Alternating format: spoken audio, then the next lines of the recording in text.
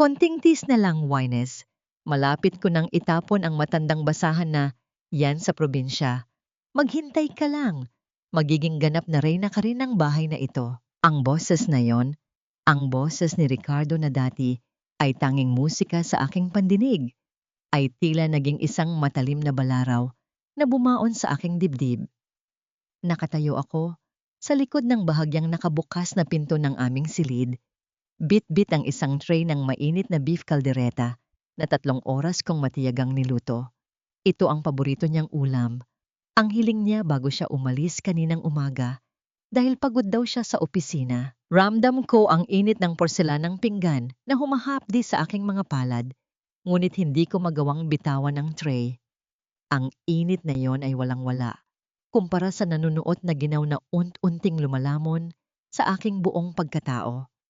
Sa loob ng silid, narinig ko ang maharot na tawa ni Wines, ang batang katulong na pinagkatiwalaan ko at itinuring na parang kapatid. Talaga mahal? Baka naman kapag nagmakaawa na ang wife of the year mo, lumambot na naman ang puso mo? Alam mo namang napakamartir niya ni Madam Maricel. Ang wika ni Wines na may halong pangungutya. Martir? Hindi siya martir, Wines. Bobo siya. Isang hangal na babaeng naniniwalang sapat na ang paglilinis ng bahay at pagluluto para manatili ako sa tabi niya. Hindi niya alam, ang perang ginagastos niya sa palengke ay barya lang kumpara sa kinikita ko dahil sa mga pirma niyang hindi niya man lang binabasa. Gagamitin ko lang siya hanggang sa makuha ko ang huling piraso ng lupain ng mga magulang niya at pagkatapos, basura na siya. Sa sandaling iyon, tila tumigil ang pag-ikot ng mundo. Ang kaldereta na maingat kong tinimplahan ng pagmamahal ay tila naging amoy ng nabubulok na bangkay. Ang aking mga tuhod ay nanginig at ang bawat hininga ay parang paglunok ng bubog. Gusto kong sumigaw, gusto kong itulak ang pinto at isabog sa mga mukha nila ang mainit na sabaw na hawak ko. Ngunit ang aking katawan ay naging parang estatwang bato. Dahan-dahan, naramdaman ko ang isang patak ng luha na gumapang sa aking pisinggi. Mainit at maalat, bago ito pumatak sa ibabaw ng tray. Isang patak, dalawa, hanggang sa ang aking paningin ay tuluyan ng lumabo. Sa loob ng 20 taon, ibinigay ko ang aking kabataan, ang aking talino, at ang aking dangal para itayo ang pedestal na kinatatayuan ni Ricardo ngayon. Ako ang sumalo sa bawat pagkakamali niya. Ako ang nagpuyat sa mga ulat na pinupuri ng kanyang mga kaibigan. At ako ang nanatiling tahimik habang siya ang umaani ng lahat ng palakpak. Ngayon, ang lahat ng sakripisyong yon ay nauwi sa isang salita. Basahan. Dahan-dahan akong umatras. Pilit na hindi gumagawa ng anumang ingay sa ibabaw ng makapal na karpeta. Bawat hakbang palayo sa pintong yon ay tila pagpunit sa aking kaluluwa mula sa aking katawan. Pagdating ko sa kusina, maigat kong ibinaba ang tray sa ibabaw ng counter. Ang aking mga kamay ay namumula na at may mga paltos dahil sa init ng pinggan, ngunit wala akong naramdamang hapdi. Ang tanging nararamdaman ko ay ang uwent-unting pagtigas ng aking puso, angi pagpalit ng nag-aapoy na sakit tungo sa isang malamig at matalas na determinasyon. Tiningnan ko ang aking reflection sa makinang nagilid ng takure. Hindi ko na makilala ang babaeng nakatingin sa akin. Ang kanyang mga mata ay pagod. Ang kanyang balat ay tila nawalan na ng ningning sa loob ng maraming taon ng pagsisilbi sa mga taong walang utang na loob. Isang tanong ang paulit-ulit na humahampas sa aking isipan habang nakatingin ako sa labas ng bintana, kung saan nagsisimula nang magdilim ang langit sa pagbabadya ng isang malakas na bagyo. Kung ang lahat ng mayroon si Ricardo, ngayon ay utang lamang niya sa aking katalinuhan at sa aking yaman. Ano na lang kaya ang matitira sa kanya kapag ang basahang ito ay tuluyan ng naglaho at dinala ang lahat ng kanyang ninakaw? Maricel, ang asim na naman ng mukha mo. Kaya siguro hindi ka na magustuhan ng anak ko dahil mukha ka ng ampalaya sa sobrang kapaitan. Ang tinig na yon ni Chaperlita ay tila isang latigo na humahampas sa aking pandinig. Hindi pa man ako nakakabawi mula sa panginginig ng aking mga kamay. Heto na ang aking biyenan. nakatayo sa pintuan ng kusina at nakapamaywang. Ang kanyang mga mata ay naniningkit. Tinitingnan ako mula ulo hanggang paa na tila ba isa akong duming nakadikit sa kanyang mamahaling sahig. Ikinublik ko ang aking mga kamay na may palto sa likod ng aking apron. Pinilit kong lunukin ng ipait na bumabalot sa aking lalamunan. Pasensya na ho, ma. Medyo napagod lang ho ako sa pagluluto ng paborito ni Ricardo. Mahinhin kong sagot, bagamat sa loob-loob ko ay gusto ko nang sumabog. Pagod? Nagluluto ka lang, napapagod ka na. Nung kapanahunan ko, kahit buntis ako ay nagagawa kong pagsilbihan ang biyanan ko nang walang reklamo. Iyan ang hirap sa'yo, Maricel. Napakalambot mo. At saka, kailan mo babalak bigyan ng anak ang anak ko? Alam mo namang kailangan ni Ricardo na tagapagmana para sa kumpanya. Baka mamaya, sa iba pa siya humanap dahil sa kakulangan mo. Ang bawat salita niya ay tila may kasamang lason. Hindi niya alam na ang kumpanyang ipinagmamalaki niya ay itinayo ko gamit ang bangko ng aking pamilya. Na ang bawat kontratang pinipirmahan ni Ricardo ay ako ang nag-ayos sa gitna ng puyat at pagod. Ngunit sa paningin nila, isa lamang akong baog na asawang walang silbi, kundi ang magsilbi. Narinig ko ang mga yabag ni Ricardo na bumababa sa hagdan. Agad na nagbago ang anyo ng kanyang muka. Mula sa tawa at landi na narinig ko sa itaas, naging isang seryoso at tila pagod na asawa ang humarap sa amin. Lumapit siya sa akin at humalik sa aking noo. Isang halik na dati ay nagpapatibok ng aking puso. Ngunit ngayon, ay tila badampi lamang ng isang malamig na bangkay. Sweetheart, ang bango naman ng niluto mo. Gutom na ako. Wika ni Ricardo, habang ang kanyang mga mata ay pilit na umiiwas sa aking tingin. Nakausap mo na ba si Attorney Santos tungkol sa transfer ng titulo sa Batangas? Kailangan na natin yun para sa expansion ng project. Tiningnan ko siya ng matagal. Ang lalaking ito, nakakasabi lang na itatapon ako na parang basura, ay heto at malambing na humihingi ng pabor. Ang kanyang balatkayo ay napakahusay, napakalinis. Inayos ko na, Ricardo. Alam mo namang hindi ganoon kadaling ilipat ang mga ari-arian ng mga magulang ko. Mahina kong tugon. Eksakto namang pumasok si Juanes sa kusina. Hindi na siya nakasuot ng uniforme ng katulong. Nakasuot siya ng isang manipis at hapit na bestido. Ang buhok ay tila sinadyang guluhin ng kaunti. Ang mas masakit, suot niya ang kulay rosas na silk robe na regalo sa akin ni Ricardo noong nakaraang anibersaryo namin. Ay, sorry po madam, akala ko po ay tapos na kayong kumain, kaya kumuha lang ako ng tubig. Wika ni Yoines na may kasamang nakakalukong ng ngiti. Ang kanyang boses ay tila huni ng ahas na nanunukso. Tiningnan ko si Ricardo. Naghihintay na pagsabihan niya ang katulong dahil sa pagsuot ng gamit ng kanyang asawa. Ngunit tila naging bulag at pipi ang aking asawa. Umiwas siya ng tingin at uminom na lamang ng tubig na tila walang nakikitang mali. Juanes, ang garobe ko. Ang tanging nasabi ko, ang boses ko ay halos pabulong na dahil sa sobrang sikip ng aking dibdib. Ah, ito po ba madam? Sabi kasi ni Sir Ricardo, hindi niyo na raw ito ginagamit dahil masyado nang masikip sa inyo. Sayang naman kung itatago lang sa baul, kaya pinahiram niya muna sa akin. Bagay ba, sir? Tanong ni Wines sabay ikot sa harap ni Ricardo. Huminga ng malalim si Ricardo at tumingin sa akin ng may halong inis. Maricel, damit lang yan. Huwag mong gawa ng issue. Marami ka namang ibang robe, di ba? Huwag kang maging madamot sa bata. Pagod din yan sa paglilinis ng bahay. Sa sandaling iyon, tila may isang malaking bahagi ng aking puso ang tuluyan ng pumanaw. Ang aking sariling asawa. Sa harap ng aking sariling biyenan, ay ipinagtatanggol ang ibang babae habang ninanakawan ako ng aking danggal sa loob ng sarili kong pamamahay. Napatingin ako sa aking suot na wedding ring. Sinubukan ko itong ikutin, ngunit tila ito ay naging masyadong masikip. Tila sinasakal ang aking daliri, gaya ng pagkakabaon ko sa pagsasamang ito. Ang bawat dekorasyon sa bahay na ito, ang bawat gamit na ako ang pumili, ay biglang naging banyaga sa aking paningin. Hindi na ito ang aking tahanan. Ito ay isang pugad ng mga trader. O nga naman, Ricardo, masyado kasing selosa itong si Maricel. Kahit sa katulong ay nakikipag-agawan ng atensyon. Kumain na tayo. Nagugutom na ang anak ko. Dagdag pa ni Tia Perlita habang marahas na hinihila ang silya. Habang pinapanood ko silang tatlo na nauupo sa hapagkainan na ako ang naghanda, tila ako ay isang multo na lamang sa sulok. Ngunit sa gitna ng dilim na bumabalot sa aking isipan, isang malamig na plano ang nagsimulang mabuo. Kung gusto nilang ituring akong basura, ipapakita ko sa kanila kung gaano kadumi ang buhay kapag ang basurang ito ay wala na sa kanilang tabi. Napahawak ako sa bulsa ng aking apron kung saan naroon ang aking cellphone.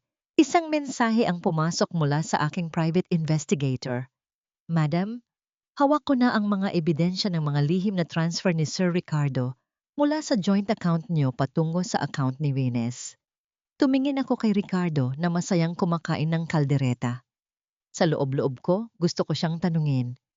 Ricardo, masarap ba ang huling ulam na lulutuin ko para sa'yo? Sapagkat bukas, hindi na pagkain ang ihahain ko sa hapag na ito. Hindi sapat ang pirma mo, Ricardo. Kailangan namin ang basbas ni Maricel. Siya ang utak ng proyektong ito. At kung wala ang kanyang pagsang-ayon, walang kontratang magaganap. Ang imagasalitang yon mula kay Mr. Lim, ang pinakamalaking investor ng kumpanya, ay tila isang malakas na sampal na nagpanting sa tenga ni Ricardo.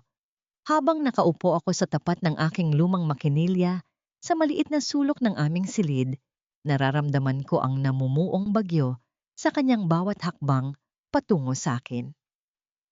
Ang kalansing ng kanyang mga susi at ang marahas na pagbagsak ng kanyang briefcase sa sahig ay sapat na para sabihing ang kanyang garbo ay sugatan. Ano bang ginawa mo, Maricel? Anong klaseng gayuma ang ipinakain mo kay Mr. Lim? At pati sa boardroom ay pangalan mo ang hinahanap? Ang boses ni Ricardo ay puno ng pot. Tila ba ang aking katalinuhan ay isang kasalanang kailangan kong pagbayaran? Hindi ako lumingon. Ipinagpatuloy ko ang pagtatahi sa butones ng kanyang mamahaling tuksido na gagamitin niya para sa susunod na business gala. Ang bawat tusok ng karayom sa tela ay tila pagtahi ko rin sa aking bibig upang hindi makapagsalita ng anumang ikagagalit niya. Wala akong ginagawa, Ricardo. Alam mo namang simulat sa pool, ako ang nag-ayos ng mga financial projections na ipinapakita mo sa kanila. Siguro ay napansin lang nila ang mga detalye na tanging ako lang ang nakakaalam. Isang marahas na kamay ang humablot sa tuksido mula sa aking kandungan. Muntik nang mabaon ang karayom sa aking daliri. Huwag kang magmalaki. Ang akala mo ba ay dahil sa'yo kaya tayo narito sa itaas? Ako ang humaharap sa tao. Ako ang nagpapawis sa labas habang ikaw ay nakaupo lang dito sa aircon at nagpapakasarap. Huwag mong isipin na porke ikaw ang nag-draft ng mga papel ay ikaw na ang may-ari ng tagumpay na ito. Isang pirma ko lang, Maricel. Maari kitang burahin sa kumpanyang ito. Tumingin ako sa kanyang mga mata. Ang mga matang dati ay puno ng paghanga, ngunit ngayon ay tila nanlilisik sa inggit at insecurities. Ang hapdi sa aking daliri ay unti-unting lumipat sa aking puso. Gusto kong isigaw sa kanya ang aircon na tinatamasa niya, ang kumpanyang ipinagmamalaki niya, at ang pangalang dinadala niya ay itinayo sa pundasyon ng aking pawis at sa huling sentimo ng mana ng aking pamilya. Ngunit pinili kong manahimik. Ang katahimikan ay ang aking tanging kalasag habang hinihintay ko ang tamang sandali. Pasensya na, Ricardo. Hindi ko naman gustong agawan ka ng kredito. Gusto ko lang namang makatulong para sa ating kinabukasan. Mahinhin kong wika. Isang pagsisinungaling na tila mapait na gamot sa aking dila. Lumabas siya ng silid at marahas na isinara ang pinto na nagdulot ng isang nakayanig na tunog na yumanig sa mga litrato naming nakasabit sa dingding. Sa gitna ng katahimikan, narinig ko ang mahinang tawanan ni Nayines at Tia Perita sa ibaba. Tila ba ipinagdiriwang nila ang bawat pag-atake ni Ricardo sa aking pagkatao. Dahan-dahan kong binuksan ang drawer ng aking mesa. Sa ilalim ng mga lumang resibo ng kumpanya, kinuha ko ang isang maliit na itim na notebook. Dito nakasulat ang lahat ng mga lihim na transaksyon na ginawa ni Ricardo sa loob ng 5 taon. Mga pondong kinuha niya mula sa mga investor para ipambili ng mga luho ni Ines at pambayad sa mga utang sa sugal ni Tia Perlita. Ang bawat numero ay isang matibay na ebidensya ng kanyang pagtataksil, hindi lamang sa akin, kundi sa lahat ng taong nagtiwala sa kanya. Kinuha ko ang aking telepono at pinindot ang isang numero na matagal ko nang hindi tinatawagan. Attorney Santos, it's Maricel. I want to proceed with the second phase of the plan. I want to revoke all my proxies and power of attorney signatures effective immediately. Yes, including the joint operational funds for the main project. Habang nagsasalita ako, naramdaman ko ang isang kakaibang ginhawa. Ang bigat na binuhat ko sa loob ng 2 dekada ay tila iyan unting naglalaho. Tiningnan ko ang tuxedo ni Ricardo na nakahandusay sa sahig, isang simbolo ng kanyang pekeng kapangyarihan. Sabi ni Ricardo, isa lamang akong basahan na itatapon na sa probinsya.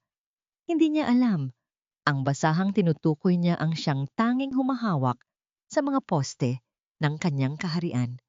At kapag binitawan ko ang mga posteng ito, walang matitira sa kanya kundi ang mga abo ng kanyang kayabangan. Bago ko ibaba ang telepono, isang anino ang dumaan sa ilalim ng pinto. Isang tao ang nakikinig.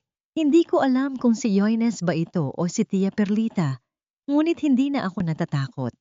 Ang laro ay nagsimula na, at sa pagkakataong ito, hindi na ako ang biktima. Ricardo, bulong ko sa hangin, habang pinagmamasdan ang pagbuhos ng ulan sa labas.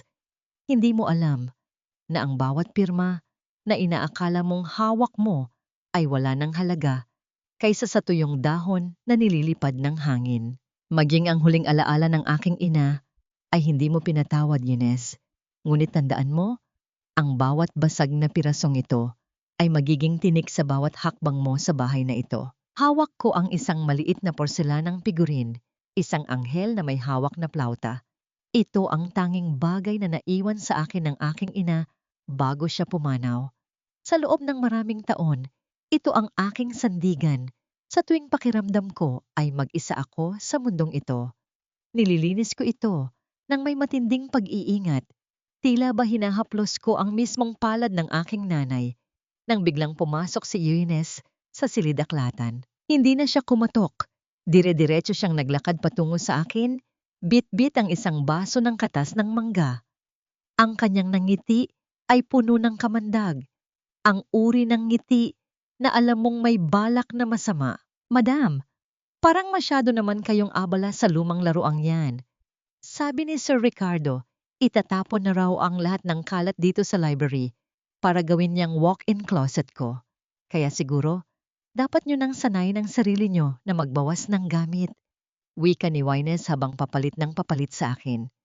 Inez, lumayo ka rito. Huwag mong pakialaman ang mga gamit ko.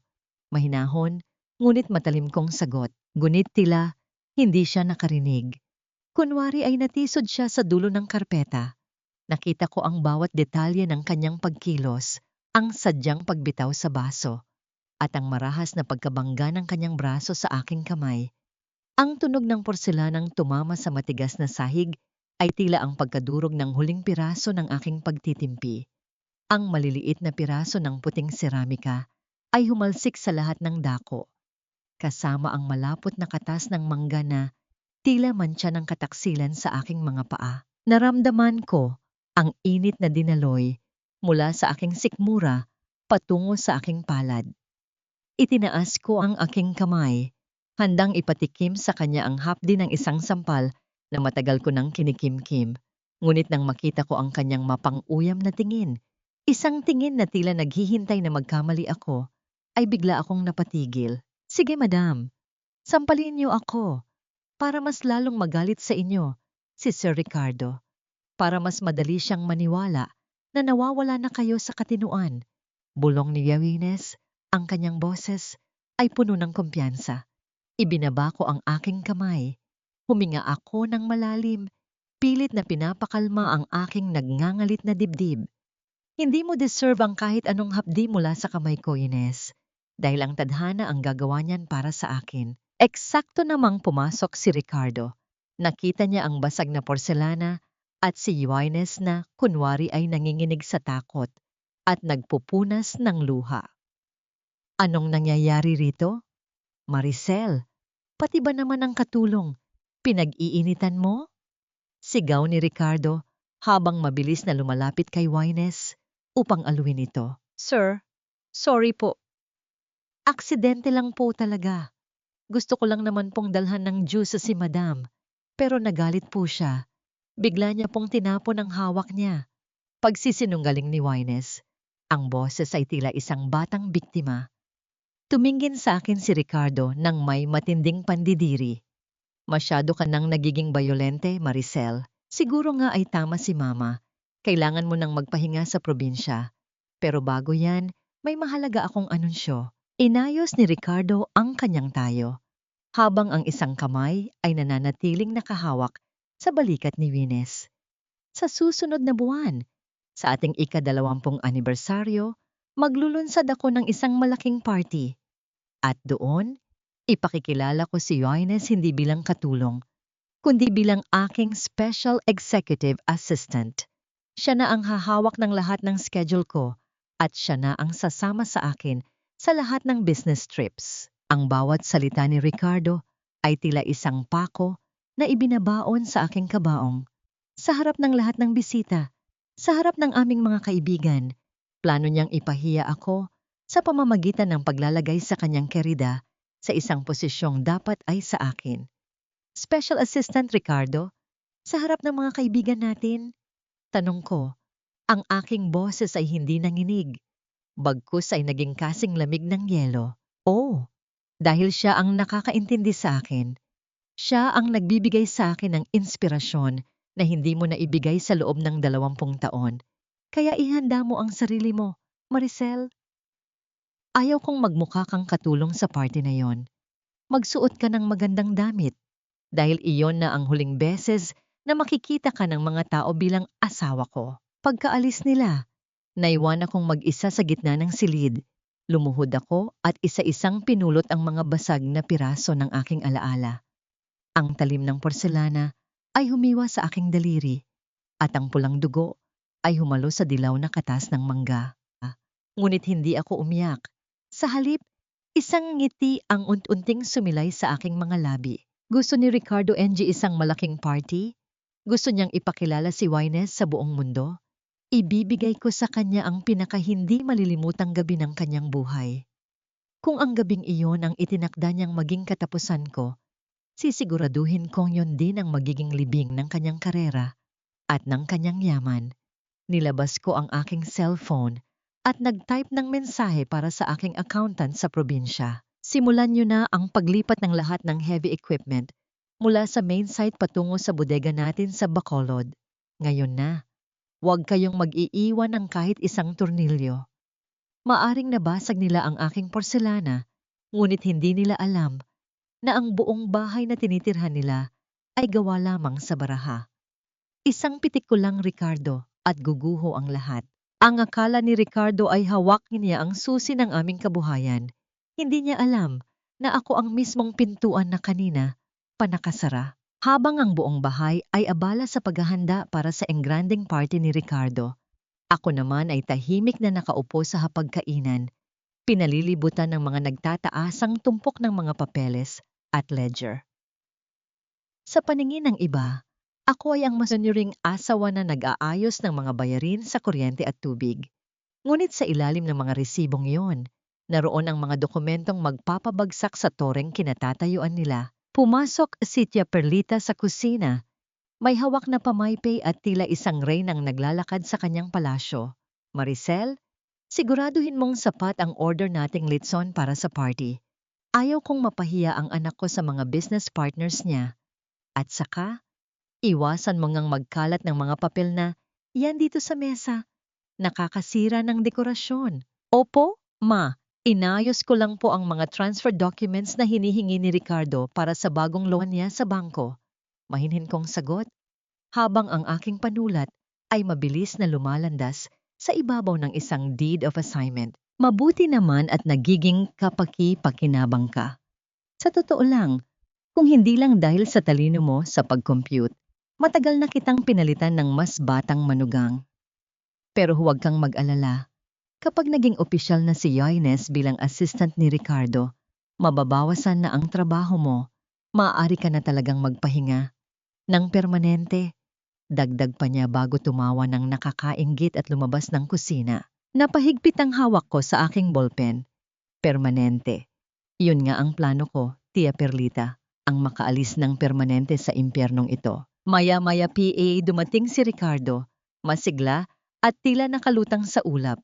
Lumapit siya sa akin at inilapag ang isang makapal na folder. Sweetheart, heto na ang mga kailangan mong pirmahan para sa joint guarantee ng loan natin sa Bangko de Oro. Sabi ng manager, kailangan lang ng pirma mo bilang co-owner ng mga properties natin para ma-release ang 50 million pesos na pondo. Tiningnan ko ang mga dokumento. Alam ko ang bawat letra at bantas sa mga papel na iyon. Ang perang iyon ang balak niyang gamitin para ipantayo ng bagong condo unit para kay Yoines, habang ang mga utang ay nakapangalan sa aming dalawa. Sigurado ka ba rito, Ricardo? Masyadong malaki ang utang na ito. Tanong ko, pilit na itinatago ang kaba sa aking boses. Huwag ka ng maraming tanong. Pirmahan mo na lang. Ako ang bahala, di ba? Sabi mo naman, suportado mo ako sa lahat ng gusto ko. Nairit ang wika ni Ricardo habang kinakamot ang kanyang leeg. Kinuha ko ang panulat. Ngunit sa halip na ang standard na pirma ko, isang bahagyang binagong bersyon ang aking inilagay. Isang pirma na mukhang sa akin, ngunit may isang maliit na detalye na magsasabing ang dokumentong ito ay voidable dahil sa kakulangan ng tamang autorisasyon sa ilalim ng aking mga naunang binawi na power of attorney. Kasabay nito, isininggit ko sa gitna ng tumpok ang isang papel na nagpapatunay na ang lahat ng personal na ari-arian ni Ricardo ay gagamiting collateral para sa lahat ng mga utang ng kumpanya, anuman ang mangyari. Dahil sa pagmamadali at sa sobrang kumpiyansa niya na hindi ko siya lolokohin, mabilis niyang pinirmahan ang bawat pahinang itinuro ko. Ayan, tapos na.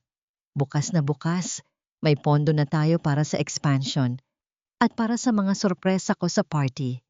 Nakangising wika ni Ricardo bago kinuha ang folder at mabilis na lumabas. Nang mawala siya sa aking paningin, naramdaman ko ang pagkawala ng lakas sa aking mga braso. Napasandal ako sa silya at tumingin sa kisame ng kusina. Ang bawat dekorasyon, ang bawat gamit sa bahay na ito ay binili gamit ang aking pawis. At ngayon, ako mismo ang magsisilbing anay na uubos sa pundasyon nito. Tumayo ako at naglakad patungo sa aking silid. Sa loob ng aking cabinet, sa likod ng mga nakatuping kumot, kinuha ko ang isang maliit na bag na naglalaman ng aking passport, mga titulo ng lupa sa Bacolod, at ang huling alaala ng aking mga magulang. Ito lang ang dadalhin ko. Walang alahas, walang mamahaling damit mula sa kanya. Habang hinihimas ko ang tela ng aking lumang bag, narinig ko ang isang mahinang kaluskos sa may pinto. Mabilis ko itong isinara at humarap. Si Yoines, nakatayo siya doon, nakasandal sa hamba ng pinto, at may hawak na isang pirasong papel na tila ba nahulog ko sa pasilyo. Madam, parang may nakalimutan kayong dokumento sa mesa. Notice of foreclosure ba ang nakasulat dito o namamalikmata lang ako? Ang nakakalukong tanong ni Yoines habang iwinagayway ang papel. Tumibok ng mabilis ang aking puso. Iyon ang paunang babala mula sa isa sa mga bangkong hindi nabayaran ni Ricardo dahil sa kanyang mga lihim na gastos. Isang papel na dapat ay matagal ko nang itinago. Akin na yan, Yoines. Hindi mo alam ang binabasa mo. Wika ko habang sinusubukang abutin ang papel. Ngunit mabilis itong iniwas ni Yoines. Hindi ko man alam ang lahat, pero alam ko ang ibig sabihin ng salitang bangkarote. Ano kaya ang sasabihin ni Sir Ricardo kapag nalaman niyang ang utak ng kumpanya niya ay nagtatago ng ganito kabigat na sikreto? Tuminggin ako ng diretso sa kanyang mga mata. Sa unang pagkakataon, hindi ako yumuko. Sa unang pagkakataon, nakita niya ang apoy sa loob ng aking mga mata. Ipakita mo sa kanya, Wines. Sige, gawin mo. Pero tandaan mo, kapag nalaman niya ang totoo, ikaw ang unang mawawalan ng luho. Dahil ang reynang pinagsisilbihan mo ngayon ay wala ng korona na maibibigay sa'yo. Natigilan si Wines. Ang kanyang kumpiyansa ay tila bahagyang nayanig. Ngunit bago pa siya makapagsalita, narinig namin ang malakas na tawag ni Ricardo mula sa baba. Inez, nasaan ka na? Halika rito, may ipakikita. Akong bago mong alahas. Mabilis na itinago ni Inez ang papel sa kanyang bulsa at binigyan ako ng isang huling mapanganib na tingin. Hindi pa tayo tapos, madam. Magkita tayo sa party. Naiwan akong mag-isa. Ang aking mga kamay ay nanginginig. Ang aking plano ay nasa panganib. Isang maling galaw na lang at baka ako ang unang mabaon sa lupang hinukay ko para sa kanila. Kailangan kong bilisan ang lahat. Kailangan kong siguraduhin na bago pa man mailabas ni Inez ang papel na yon, wala na silang babalikan pang kumpanya. Ang bawat plato ng pagkaing inilalapag ko sa hapag ay tila mga hakbang patungo sa sarili kong libing. Naghahain ako ng hapunan sa gitna ng nakabibinging katahimikan ng aming dining room, kung saan ang tanging naririnig ay ang marahang pagtama ng mga kubyertos sa porselanang pinggan. Ang bango ng mainit na sinigang na hipon ay pumapailan lang sa hangin, ngunit para sa akin, ang bawat singaw nito ay tila sumasakal sa aking lalamunan. Sa kabisera ay nakaupo si Ricardo, seryosong nakatingin sa kanyang telepono habang sumusubo. Sa kanyang kanan ay si Tia Perlita na abala sa pag-aayos ng kanyang mamahaling kwintas at sa kanyang kaliwa, sa upuang dapat ay para sa akin, ay nakaupo si Yoines. Nakasuot siya ng isang hapit na pulang blusa. Ang kanyang mga mata ay nagniningning sa tagumpay habang pasimpleng sumusulyap sa akin. Maricel, parang masyadong maasim ang sabaw ngayon. Hindi mo ba binantayan ang pagtitimpla? O baka naman pati ang panlasa mo ay tumatanda na rin gaya ng mukha mo? Puna ni Tia Perlita. Sabay bitaw ng kutsara na lumikha ng isang matunog na ingay sa pinggan. Pasensya na ho, ma. Marami lang ho sigurong kamiyas ang nailagay ko. Mahinahon kong sagot habang nananatiling nakatayo sa gilid, tila isang katulong na naghihintay ng susunod na utos. Hayaan mo na, ma. Masarap pa rin naman. Singgit ni Ricardo, ngunit hindi man lang siya tumingin sa akin. Ang kanyang pansin ay agad na bumaling kay Inez. Inez, kain ka ng marami. Kailangan mong maging masigla para sa fitting ng gown mo bukas para sa party. Ngumiti si Inez, isang nangiting tila nanunuya. Salamat, Sir Ricardo. Sobrang excited na nga po ako. First time ko pong makakadalo sa ganoong kalaking event. At bilang assistant niyo pa, naramdaman ko ang pagkirot ng aking puso. Sa loob ng 20 taon, ako ang kasama ni Ricardo sa bawat pagdiriwang. Ngunit sa pagkakataong ito, ako ay magiging isang anino na lamang sa sarili kong selebrasyon. Pinagmasdan ko ang kanilang mga kilos. Sa ilalim ng hapag, nakita ko ang bahagyang paggalaw ng binti ni Ricardo patungo sa direksyon ni Vinese. Hindi sila nahihiya. Sa loob ng aking sariling bahay, sa harap ko mismo, ay ipinapamukha nila ang kanilang kataksilan. Nga pala, Maricel, wika ni Ricardo habang pinupunasan ang kanyang bibig. Nabanggit ni Wines na may nakita siyang dokumento tungkol sa bangko. Ano yon? May problema ba tayo na hindi ko alam? Tumigil ang mundo ko sa sandaling iyon. Ang malamig na titig ni Wines ay tila isang patalim na nakatutok sa aking leeg. Inilabas ni Wines ang tinituping papel mula sa kanyang bulsa at dahan-dahang inilapag sa mesa, malapit sa kamay ni Ricardo. Ay, ito po ba yun, sir? Iyong notice na nakita ko sa library? Malamig na tanong ni Wines habang ang kanyang mga mata ay nakapako sa akin. Naghihintay ng aking pagkawasak. Huminga ako ng malalim. Naramdaman ko ang malamig na pawis na gumagapang sa aking likuran. Ngunit sa halip na manginig, isang hindi maipaliwanag na tapang ang bumalot sa akin. Kung ito na ang katapusan, Hindi ako babagsak ng walang laban. Ah, iyan ba?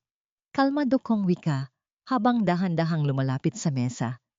Iyan ang notice para sa utang ng dati mong kumpanya bago natin ito isama sa merger, Ricardo. Isang lumang record na inaayos ko para hindi na tayo maabala ng mga kolektor. Di ba sabi ko sa'yo, hayaan mo na sa akin ang mga papeles dahil masyado ka nang abala sa expansion mo? Tiningnan ni Ricardo ang papel ng mabilisan. Dahil sa dami ng kanyang iniisip at sa kumpiyansang ako ang laging naglilinis ng kanyang mga dumi, hindi niya napansin ang petsa o ang tunay na halaga ng nakasulat doon. Inis niyang tinabig ang papel patungo kay Wines. Sabi ko naman sa'yo, Ines, si Maricel ang bahala sa mga yan. Huwag mo na siyang pakialaman sa trabaho niya.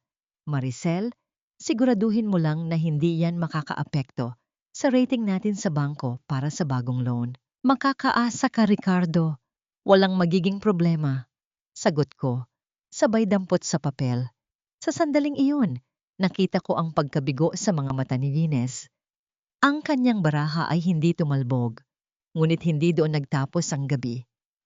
Habang nililigpit ko ang mga pinagkainan, lumapit sa akin si Ines nang kaming dalawa na lang ang naiwan sa kusina. Ang kanyang boses ay tila isang bulong ng demonyo sa aking tenga. Akala mo ba ay nakalusot ka na, madam? Hindi ako tanga.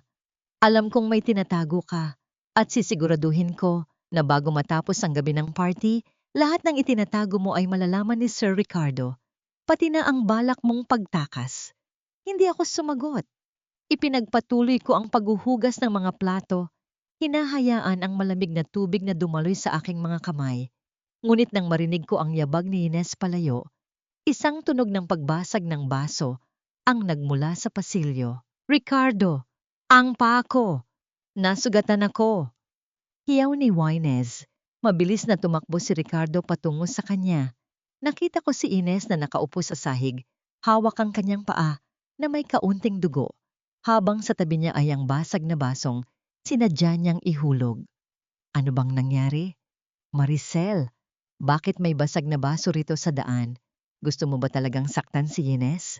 Sigaw ni Ricardo habang buhat-buhat ang babae. Tumingin sa akin si Ines mula sa balikat ni Ricardo. Isang mapang-uyam na ngiti ang sumilay sa kanyang mga labi sa kabila ng kunwaring sakit. Sa sandaling iyon, nalaman ko ang tunay na kahulugan ng salitang ngit-ngit. Hindi ko na kailangang magpaliwanag, Ricardo. Dahil sa mga mata mo, ako naman lagi ang masama. Matigas kong sagot. Tama ka. At pagod na ako sa'yo. Mula ngayon, hindi ka nalalabas ng bahay na ito hanggat hindi natatapos ang party. Ipapabantay kita sa mga security guard sa labas. Baka kung ano pa ang gawin mo sa mga tao rito. Ang pintuan ng aking sariling bahay ay tuluyan ng naging rehas ng aking kulungan. Nakakulong ako sa loob ng impyernong ako mismo ang nagpundar. Habang nakatayo ako sa gitna ng kusina, narinig ko ang tunog ng paglak ng pinto mula sa labas. Napatingin ako sa orasan. 7 araw na lang bago ang anibersaryo. 7 araw na lang bago ang aking huling pagtatanghal. Ngunit paano ko matatapos ang aking plano kung hindi na ako makakalabas ng bahay? At ano ang gagawin ni Ines sa huling baraha na hawak pa rin niya? 10 taon na ang lumipas, pero tila naririnig ko pa rin sa bawat sulok ng bahay na ito ang iyak na hindi kailanman nagkaroon ng tinig. Nakatitig ako sa isang maliit na kahon na nakatago sa pinakailalim ng aking aparador. Sa loob nito ay may isang pares ng niniting na sapatos na pambata. Kulay puti na ngayon ay naging madilaw na dahil sa kalumaan. Hinaplos ko ang magaspang na tela nito at kasabay ng bawat haplos ay ang pagdaloy ng isang pait na tila hindi na matatapos. Habang nakakulong ako rito sa aming silid, naririnig ko mula sa ibaba ang masayang tawanan ni na Ricardo at Wines. Pinag-uusapan nila ang mga putahing ihahain sa party, ang mga alak na bibilhin, at ang mga taong kailangang hangaan ang kanilang tagumpay. Ang ingay ng kanilang katuwaan ay tila mga martilyong nagpapako sa akin sa krus ng aking mga alaala. Tila bumalik ang lamig ng gabing iyon. 10 taon na ang nakalilipas. Umulan ng malakas, gaya ng ulan ngayon sa labas ng bintana. Noon ang unang malaking subasta ng kumpanya ni Ricardo. Upang masiguro na makuha namin ang kontrata, magdamag akong nagpuyat sa harap ng computer, tinitiyak ang bawat numero, habang nilalabanan ang matinding pananakit ng aking puson. Kailangan nating manalo, Ricardo, para sa ating kinabukasan, para sa magiging anak natin. Bulong ko sa kanya noon habang abala siya sa pag-aayos ng kanyang kurbata. Ngunit ng gabing iyon, habang nasa gitna siya ng pagdiriwang kasama ang mga kliyente, ako ay mag-isang dinala sa ospital. Ang aking puting bestido ay nabahira ng dugo na tila isang mapait na paalala ng aking kapabayaan. Tinawagan ko siya ng paulit-ulit, ngunit ang tanging sumasagot ay ang operator. Nang sa wakas ay dumating siya kinaumagahan, amoy alak siya at puno ng pabango ng mga babaeng nakasama niya sa bar. Pasensya na Maricel, naka-silent ang phone ko. Alam mo namang mahalaga ang gabing ito para sa kumpanya. At saka, bata pa naman tayo. Makakabuo pa tayo ulit. Ang tanging nasabi niya, nang hindi man lang tinitingnan ang putla sa aking muka o ang lungkot sa aking mga mata. Hindi niya alam na simula ng gabing iyon, hindi na muling tumibok ang pag-asa sa loob ng aking sinapupunan. Ibinuhos ko ang lahat ng aking pagmamahal sa kumpanya, sa paniniwalang yun na lamang ang tanging anak na aming pagsasaluhan. Ang kumpanyang yon ang aking naging buhay, ang aking pighati, at ang aking sakripisyo. At ngayon, ang kumpanyang yun din ang gagamitin ni Ricardo para ipagpalit ako sa isang babaeng hindi man lang alam kung paano baybayin ang salitang katapatan. Nabalik ang aking diwa nang marinig ko ang pagpihit ng susi sa labas ng pinto. Pumasok si Tia Perlita, may dalang tray ng pagkain na tila ba isa akong bilanggo. Inilapag niya ito sa maliit na mesa nang may kasamang pag-irap. Kumain ka na. Huwag kang mag-inarte. Ayaw ni Ricardo na magmukha kang bangkay sa harap ng mga bisita sa susunod na linggo. Isipin mo na lang na isa itong retreat para sa'yo. Pagkatapos ng party, malaya ka nang umalis at bumalik sa putikan kung saan ka nang galing. Wika ng matanda bago muling lumabas at nilakang pinto. Tiningnan ko ang pagkain, isang pirasong tinapay at malamig na sabaw. Ang muling paglak ng pinto ay lumikha ng isang matunog na huni na tila ba naging hudyat ng aking huling pagpapasya. Dahan-dahan akong lumapit sa bintana. Mula rito sa ikalawang palapag, nakikita ko ang mga security guard na naglalakad sa paligid ng bakod. Nilabas ko ang isang maliit na device na itinago ko sa loob ng aking unan. Isang satellite phone na binili ko noong nakaraang buwan nang simulan ko ang aking plano. Pinindoti ko ang numero ng aking tauhan sa probinsya. Anak, babawin na ni nanay ang lahat. Ngayong gabi, ituloy niyo ang pag-pull out sa lahat ng investments natin sa Manila. Huwag kayong magtitira kahit isang sentimo sa account na may pangalan ni Ricardo. At tawagan niyo si attorney. Sabihin niyo na ilabas na ang notice of liquidation sa lahat ng creditors. Habang nagsasalita ako, naramdaman ko ang isang kakaibang init sa aking dibdib. Ang sakit ng nakaraan ay antanting napalitan ng isang mapanganib na kapayapaan. Maricel! Ang malakas na sigaw ni Ricardo mula sa pasilyo ay nagpatalon sa aking puso. Buksan mo ang pintong ito. Nasaan ang mga original na kopya ng kontrata sa Cebu? Bakit hindi ito mahanap sa vault? Mabilis kong itinago ang satellite phone sa ilalim ng kutsyon. Lumapit ako sa pinto, ngunit hindi ko ito binuksan.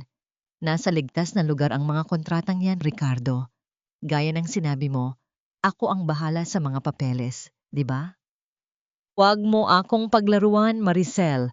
Kailangan ko yan ngayon dahil may audit bukas. Ibigay mo sa akin ang susi ng cabinet sa library. Ang boses niya ay puno na ng galit at takot, gaya ng pagtrato mo sa akin na parang basura, Ricardo. Baka ang mga kontratang iyan ay naitapon na rin sa kung saan. Mahinahon kong sagot. Ang aking boses ay hindi na nanginig. Narinig ko ang marahas na paghampas niya sa pinto. Kapag hindi mo ibinigay sa akin yan, sisiguraduhin kong magsisisi ka. Wala kang makukuha sa akin kahit isang kusing pagkatapos nito. Napanggiti ako sa dilim, isang kusing.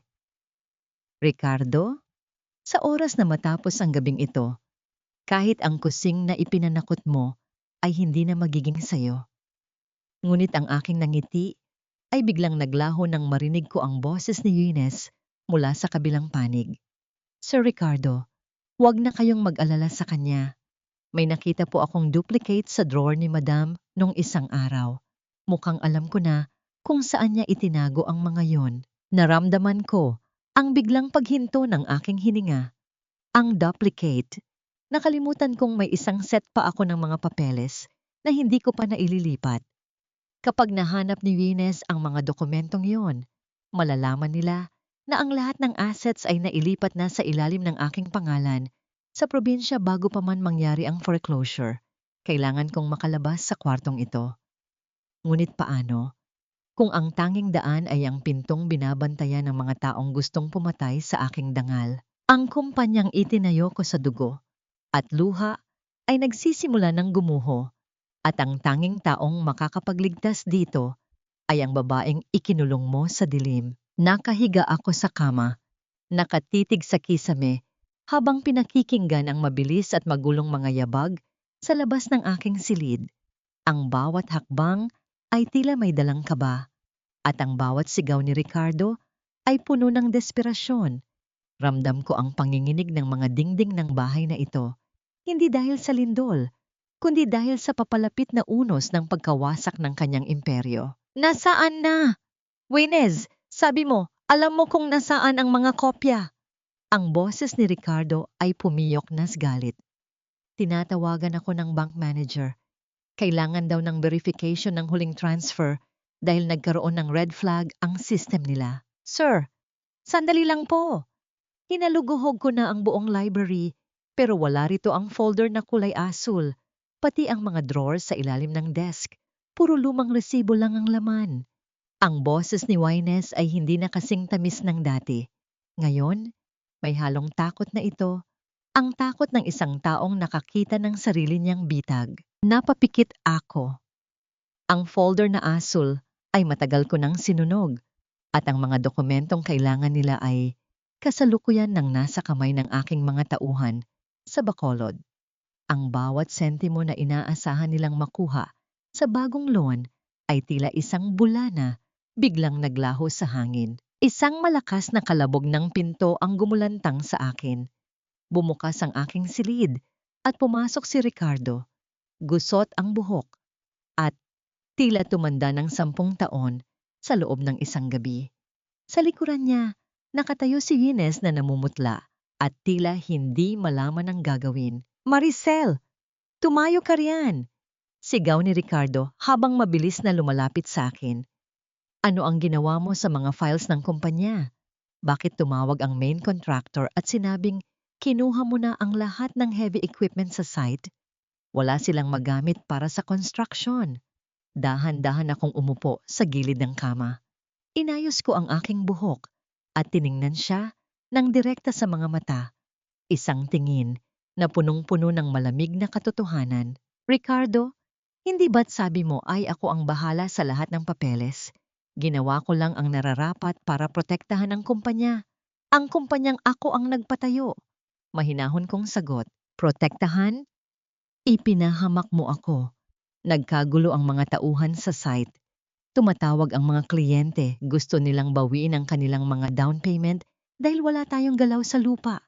Kung hindi mo ibabalik ang mga gamit na, yun ngayon din, babagsak ang kumpanya sa loob ng 24 na oras. Ang kanyang mga kamay ay nanginginig habang nakaturo sa akin. Tumayo ako at lumakad patungo sa maliit na bintana.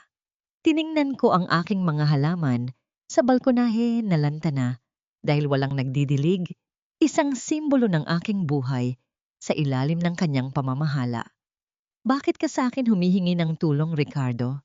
Nariyan naman ang iyong special assistant, hindi ba? Si Yoines ang nakakaintindi sa'yo. Siya ang inspirasyon mo. Hayaan mong siya ang lumutas sa problema mo. Nilinggon ni Ricardo si Wines ng may halong pot. Si Ines ay napayuko, hindi makatingin ng diretso. Sir, Sinusubukan ko naman pong tawagan ang mga suppliers pero ayaw nila akong kausapin. Hinahanap po nila si Madam Maricel. Maricel, please. Ang boses ni Ricardo ay biglang lumambot. Isang pamilyar na tono na ginagamit niya tuwing may kailangan siya sa akin. Huwag na nating palakihin ang gulo. Ayusin mo lang ang gusot na ito at ipapangako ko sa iyo, ititigil na natin ang plano mong pagpunta sa probinsya. Mananatili ka rito sa bahay, magsasama tayo ulit. Isang mapait na tawa ang kumawala sa aking mga labi. Magiging asawa mo ulit ako, Ricardo? Pagkatapos mong sabihing isa lang akong basahang itatapon na? Pagkatapos mong hayaan ang babaeng ito na suotin ang mga damit ko at saktan ang dangal ko? Gagawin ko ang lahat, Maricel. Basta iligtas mo lang ang kumpanya. Mawawala ang lahat sa atin kapag hindi ito naayos. Lumuhod si Ricardo sa harap ko. Hawak ang aking mga kamay na tila ba isa akong santo na huling pag-asa niya. Inalis ko ang aking mga kamay mula sa kanyang pagkakahawak. Huli na, Ricardo. Ang apoy na sinimulan mo ay masyado nang malaki para apulahin ko pa. Ang tanging magagawa ko na lang ay panoorin kang masunog kasama ang lahat ng iyong kasinungalingan. Eksakto namang tumunog ang telepono ni Ricardo sa kanyang bulsa. Nanginginig niya itong sinagot. Hello? Ano? Foreclosure notice? Hindi maaari. May extension pa tayo. Binitawan ni Ricardo ang telepono na tila ba ito ay naging isang mainit na uling. Napaupo siya sa sahig. Ang kanyang mga mata ay nanunuyo sa takot. Ang kumpanya, ang bahay, ang lahat ng karangyaan na ipinagmamalaki niya ay opisyal nang nagsisimulang bawiin ng mga bangko. Madam, ano pong gagawin natin? Bulong ni Waynes, ang kanyang tinig ay nanginginig sa pag-iyak. Tiningnan ko silang dalawa na tila mga basang sisiw sa aking paanan. Kayo? Wala na kayong magagawa. Pero ako, marami pa akong dapat gawin. Kinuha ko ang aking bag na matagal ko nang inihanda. Sa unang pagkakataon, hindi nila ako pinigilan nang maglakad ako patungo sa pinto. Ang mga security guard sa labas ay hindi na nakatingin sa akin. Abala sila sa pakikipagtalo sa mga taong nagsisidatingan na may dalang mga legal na dokumento. Ngunit bago ako tuluyang lumabas, isang itim na sasakyan ang huminto sa tapat ng aming gate. Isang lalaking nakasuot ng barong ang bumaba. Isang pamilyar na mukha mula sa aking nakaraan na hindi ko inaasahang makikita sa ganitong pagkakataon. Maricel, tama ba ang balita? Isinuko mo na ba talaga ang laban dito? Ang tanong ng lalaki. Ang kanyang boses ay puno ng pag-aalala. Napatigil ako. Sino ang lalaking ito? At ano ang kinalaman niya sa aking pamilya na binitawan ko na maraming taon na ang nakalilipas? Lumingon ako sa nagluluhang si Ricardo at sa natulala na si Yoines bago muling tumingin sa lalaki sa harap ko. Hindi ko isinuko ang laban. Tinatapos ko lang ang isang kabanata para simulan ang tunay kong buhay. Sa bawat hakbang ko palayo, sa bakod na yon, tila ba unt-unting nalalaglag ang mga tanikalang 20 taon kong kinaladkad. Ang hangin sa labas ng gate ay amoy kalayaan, malamig, sariwa, at hindi nahahaluan ng lason ng kasinungalingan ni Ricardo. Nakatayo sa harap ko si Gabriel, ang lalaking dati ay kanang kamay ng aking ama. Ang taong binaliwala ko noon dahil mas pinili kong maniwala sa mga matatamis na pangako ng isang mapagsamantalang lalaki. Ang kanyang mga mata ay hindi nagbago. Naroon pa rin ang respeto at ang tahimik na katapatan na kailanman ay hindi ko natagpuan sa loob ng aking pagsasama kay Ricardo. Handa ka na ba, Maricel? Hindi mo kailangang gawin ito kung masakit pa rin. Ang mahinahong wika ni Gabriel habang pinagbubuksan niya ako ng pinto ng sasakyan. Hindi ito tungkol sa sakit, Gabriel. Tungkol ito sa katarungan. Ang gabing ito, ang itinakda niyang maging anibersaryo ng aming pagsasama. Kaya ibibigay ko sa kanya ang isang pagtatapos na hinding-hindi niya malilimutan. Sagot ko ng may determinasyon. Hindi nagtagal. Ang gabi ng paghuhukom ay sumapit. Ang Manila Hotel ay nagniningning sa ilalim ng libu-libong ilaw. Tila ba walang bahid ng dumi ang kumpanyang ipinagdiriwang sa loob ng Grand Ballroom. Sa loob, naririnig ko ang marangyang musika at ang tawanan ng mga taong hindi alam na ang bawat palamuti sa paligid nila ay binayaran ng mga utang na wala ng pambayad. Pumasok ako sa ballroom nang hindi nagmamadali. Nakasuot ako ng isang mahabang bestido na kulay ginto. Ang huling disenyo na ipinagawa ko bago ko na lamang pinagtataksilan ako ni Ricardo. Ang bawat mata sa loob ng silid ay bumaling sa akin. Ang bulungan ng mga tao ay tila mga alon na humahampas sa aking pandinig. Hindi na nila nakita ang martir na asawa na laging nakatago sa kusina. Ang nakita nila ay ang tunay na tagapagmana ng pamilyang Villarreal. Sa dulo ng silid, nakita ko si Ricardo. Nakasuot siya ng tuxedo na tinahi ko pa ang mga butones. Nakatayo sa tabi ni Wines na tila ba sila ang hari at reyna ng gabi. Si Wines ay nagniningning sa kanyang pulang gown. Suot ang aking mga alahas na tila ba sa kanya talaga ang mga iyon. Ngunit nang magtama ang aming mga mata, nakita ko ang biglang pagkawala ng kulay sa mukha ni Ricardo. Ang kanyang baso ng champagne ay bahagyang nanginig sa kanyang kamay. Maricel, dumating ka! Ang nauutal na bati ni Ricardo nang makalapit ako sa kanila. Ang kanyang boses ay puno ng takot na pilit niyang ikunukubli sa harap ng mga bisita. Siyempre Ricardo, hindi ko palalampasin ang gabing ito. 20 taon tayong nagsama, hindi ba? Nararapat lang na narito ako para sa iyong huling pagtatanghal. Ang wika ko na may kasamang matamis ngunit malamig na ngiti. Lumingon ako kay Wines na tila ba naging isang estatwa sa aking harapan. Bagay sa iyo ang kwintas ko, Yenes. Ngunit ingat ka, baka masyadong mabigat yan para sa liig mo. Ang mga bagay na hindi sa iyo ay may paraan para sumakal sa iyo sa huli. Madam, wag po kayong gumawa ng eksena rito. Ang pabulong na pakiusap ni Wines, ang kanyang boses, ay tila isang takot na daga. Eksena? Wala pa ako sa simula. Sagot ko. Eksakto namang umakyat si Ricardo sa entablado upang magbigay ng kanyang talumpati. Ang kanyang boses ay nanginginig habang nagpapasalamat siya sa lahat ng mga naging bahagi ng kanyang tagumpay. Habang nagsasalita siya, lumapit ako sa gitna ng silid. Bit-bit ang isang maliit na silver tray na may lamang isang sobrang puti. Bago matapos ang gabing ito, ang pagputol ko sa kanyang salita habang umaakyat din ako sa entablado na kinuha ang atensyon ng lahat ng media at mga bisita.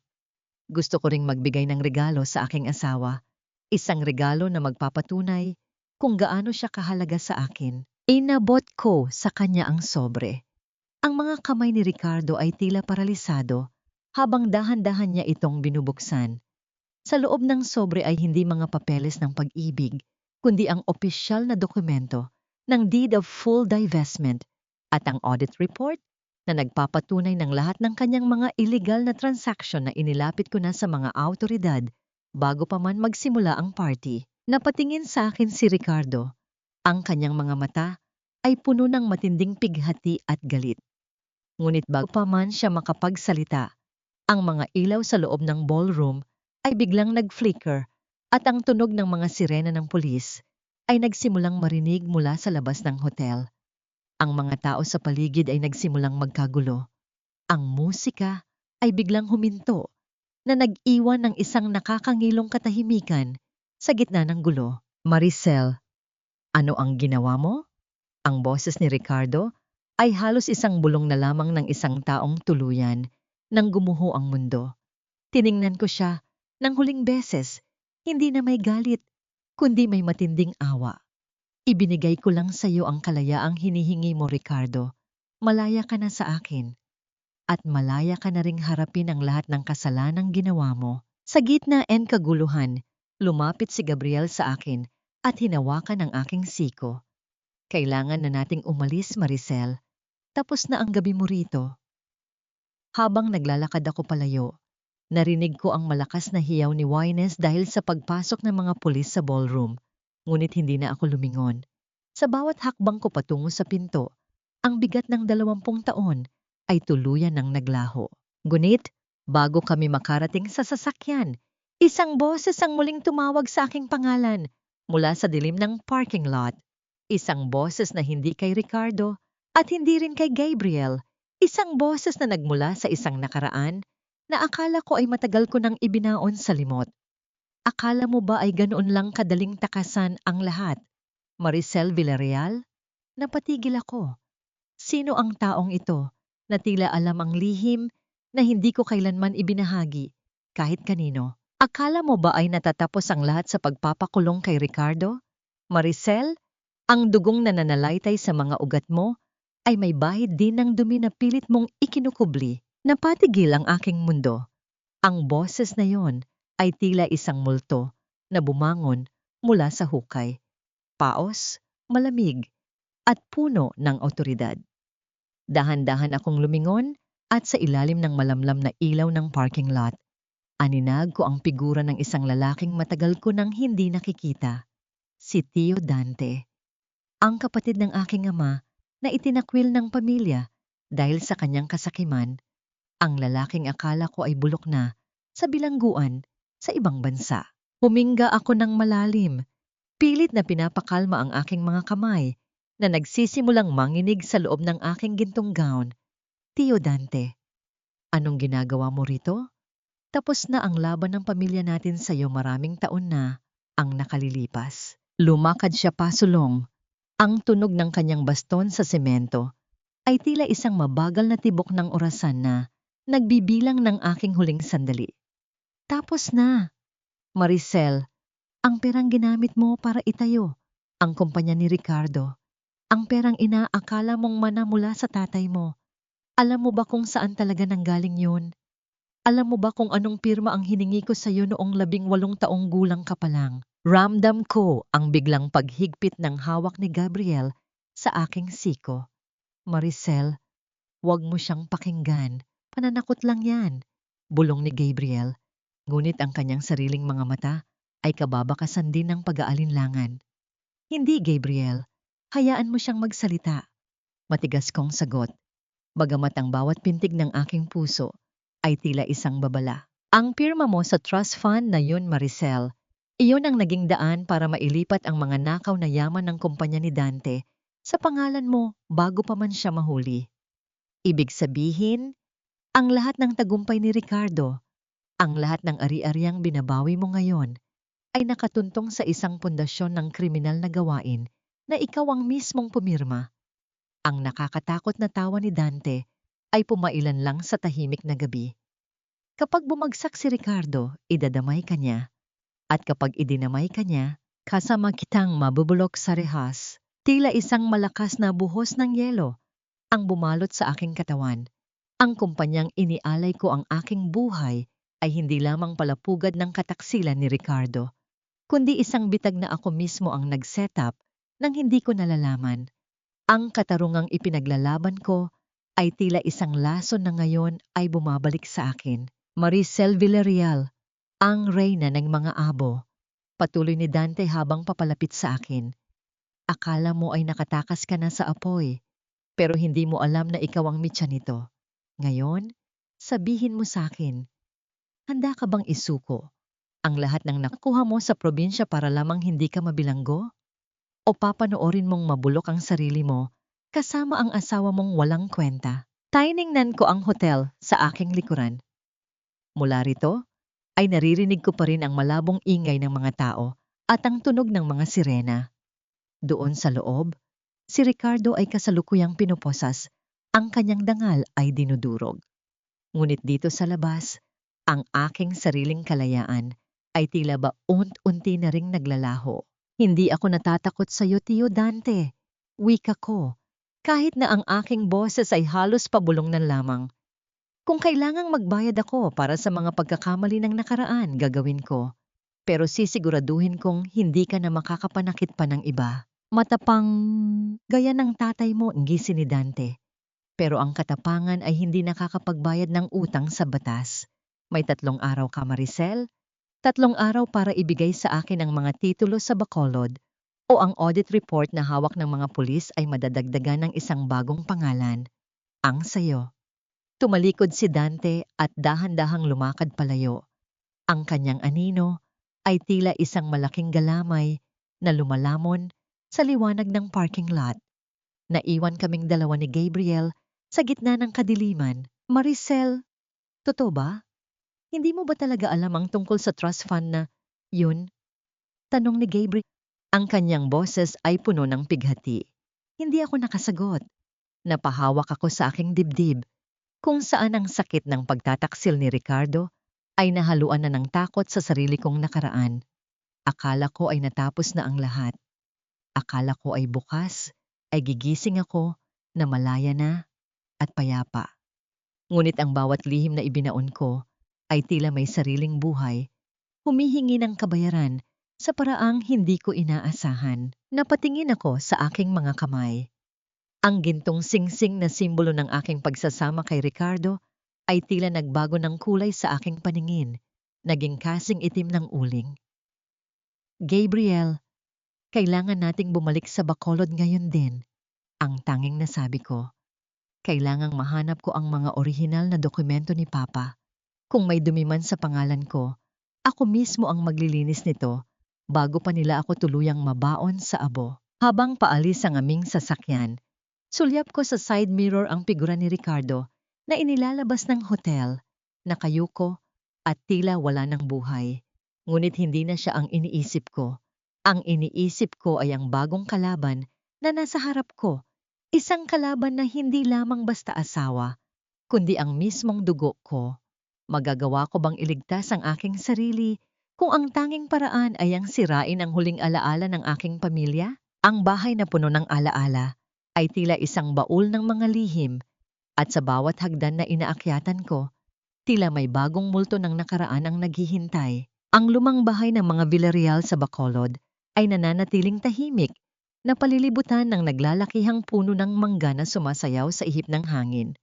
Walang ingay ng trapiko, walang bulungan ng mga kapitbahay, tanging ang huni ng mga kuliglig at ang malalim na katahimikan na tila ba bumabalot sa lahat ng lihim na itinago ng pamilya. Pagkababa ko ng sasakyan ni Gabriel, sinalubong kami ng matandang katiwala na si Manang Elena. Ang kanyang mukha ay puno ng pag-aalala. Maricel, ang tagal mong nawala. Ang akala ko ay hindi ka na babalik dito sa bahay ng mga magulang mo, wika ni Manang Elena habang mahigpit na niyayakap ako. Ang payat mo, marami ka sigurong pinagdaanan sa syudad. Marami nga po, Manang, pero narito na ako at may hinahanap ako. Sagot ko habang iginagala ang aking paningin sa paligid. Ang bawat palamuti, ang bawat larawan sa dingding ay tila may kanya-kanyang kwento. Habang naglalakad ako patungo sa library ng aking ama, naramdaman ko ang kakaibang bigat sa aking dibdib. Ang silid na ito, na dati ay puno ng tawanan at mga kwento ng aking ama, ay ngayon ay tila may aninong bumabalot. Ang amoy ng lumang papel at alikabok ay lalong nagpadilim sa aking pakiramdam. Manang Elena, mayroon po ba kayong alam tungkol sa isang trust fund na nakapangalan sa akin? O anumang transaksyon na ginawa ni Tio Dante sa mga ari-arian namin nung bata? Pa ako? Direkta kong tanong. Ang aking boses ay halos pabulong lamang. Nanlaki ang mga mata ni Manang Elena. Trust fund? Si Dante? Naku Maricel, simula nang itakwil ang tiyo mo, ipinagbawal na ng iyong papa na banggitin ang kanyang pangalan sa bahay na ito. Ang tanging alam ko, nagkaroon ng malaking gulo sa kanilang magkapatid bago siya tuluyang umalis. May kinalaman daw sa pera at sa isang pirma na naging sanhi ng pagkawasak ng kanilang relasyon. Pumasok ako sa library at agad na dumiretso sa malaking cabinet na gawa sa nara. Ito ang pinagtataguan ng aking ama ng lahat ng mahahalagang papeles. Kinuha ko ang susi na itinago ko sa ilalim ng isang lumang Biblia at dahan-dahang binuksan ang cabinet. Sa loob, naroon ang iba't ibang folder, mga titulo ng lupa, mga papeles ng negosyo at mga lumang litrato. Unti-unti kong inisa-isa ang bawat dokumento, habang ang aking puso ay bumibilis ang tibok sa bawat pahina na aking binubuksan. Maricel, ano bang hinahanap mo? Wala ba ritong mga lihim na itinatago ang pamilya mo? Tanong ni Gabriel habang nakatayo sa likod ko. Kailangan kong mahanap ang katotohanan, Gabriel. Ang katotohanan na siyang magliligtas sa akin mula sa bitag ni Tio Dante, sagot ko. Hanggang sa naramdaman ko ang isang matigas na folder sa ilalim ng tumpok ng mga lumang papeles, kulay itim, at nakasulat sa harapan ang mga letrang Trust Fund, Maricel Villarreal. Nangginginig ang aking mga kamay habang binubuksan ko ang folder. Sa loob ay naroon ang isang kontrata. Isang kontratang pinirmahan ko noong ako ay 18 taong gulang pa lamang. Nakasaad dito na ako ang magiging beneficiary ng isang malaking halaga ng pera mula sa isang overseas account na sa kalaunan ay ginamit ko upang pondohan ang kumpanya ni Ricardo. Ngunit ang mas nakakagulat, nakasaad din dito na ang perang yon ay nagmula sa isang offshore account na konektado sa mga illegal na transaksyon ni Tio Dante. Nandito, ang ebidensya na siyang magbibigay ng hustisya sa akin, ngunit siya ring magpapaguho sa huling alaala ng aking pamilya. Kung ilalabas ko ito, masisira ang pangalan ng aking ama dahil sa pakikipagsabuatan kay Tio Dante at ako naman ang malalagay sa panganib dahil sa pagtanggap ng dugong pera. Sa sandaling iyon, narinig ko ang mahinang tunog ng telepono ni Manang Elena mula sa labas ng library. Hindi ko na pinansin. Ang tanging nakikita ko ay ang aking pirma sa ilalim ng kontrata. Isang pirma na ginamit upang ipagsama ang aking dangal at ang dumi ng aking nakaraan. Napaupo ako sa sahig. Ang mga papeles ay nakakalat sa paligid. Ang aking mundo ay tila gumuguho. Ang lahat ng akala ko ay tama ay naging mali. Ang lahat ng pinaniniwalaan kong katarungan ay naging isang malaking kasinungalingan. Maricel, ayos ka lang ba? Tanong ni Gabriela habang lumalapit sa akin. Gabriel! Ako ang pinakamalaking tanga sa lahat. Wika ko habang ang mga luha ay nagsisimulang dumaloy sa aking pisngi. Ang lahat ng pinaghirapan ko, ang lahat ng itinatago ko, ay nakatuntong sa isang pundasyon ng kasinungalingan. Ngunit habang nagpapagulong-gulong ako sa pighati, isang maliit na tala ang nahulog mula sa isa sa mga dokumento. Isang lumang papel na may nakasulat na mga numero at isang petsa. Isang petsa na mas maaga sa petsa ng kontrata ng trust fund. Ito ang huling ipinahayag na hiling ng aking ama bago siya pumanaw. Isang lihim na bank account na naglalaman ng kanyang tunay na mana, hiwalay sa lahat ng transaksyon ni Tio Dante. Ay isang account na nagpapatunay na ang aking ama ay hindi kailanman nakipagsabuatan sa kanyang kapatid. Isang munting pag-asa ang sumilay sa dilim. Ang aking ama ay inosente at ako, hindi pa huli ang lahat para linisin ang aking pangalan. Kailangan kong gamitin ang lahat ng ito para ipakita kay Tio Dante na hindi lamang ako basta-basta magpapadala sa kanyang pananakot. Ngunit paano? Paano ko ilalabas ang katotohanan nang hindi nasisira ang reputasyon ng pamilya Villarreal? Ang katotohanan ay parang apoy. Maaari nitong linisin ang dumi, pero maaari rin nitong tupukin ang lahat ng pinakamahalaga sa iyo. Hawak ko ang maliit na papel na naiwan ni Papa, ang sulat kamay niya na tila isang huling haplos sa aking balat. Habang nakatitig ako sa kanyang lumang larawan sa library, narinig ko ang pag-alingawngaw ng tunog ng telepono sa ibaba. Ang bawat ring nito ay tila isang babala. Isang hudyat na ang oras na ibinigay sa akin ni Tio Dante ay unti-unti nang nauubos. Hindi na ako nagulat nang pumasok si Gabriel na may bitbit na balita sa kanyang mukha. Maricel, tumatawag ang mga abogado ni Dante. Seryoso sila. Kapag hindi raw natin ibinigay ang mga titulo ng lupa rito sa Bacolod bago mag-alas 10 ng gabi, ilalabas na nila sa media ang mga dokumento ng trust fund. Idadamay kanila sa kaso ni Ricardo. Ang boses ni Gabriel ay puno ng tensyon. Huminga ako ng malalim. Pilit na pinakalma ang aking puso na tila isang ibong nagpupumiglas sa loob ng hawla. Hayaan mo silang tumawag ni Gabriel.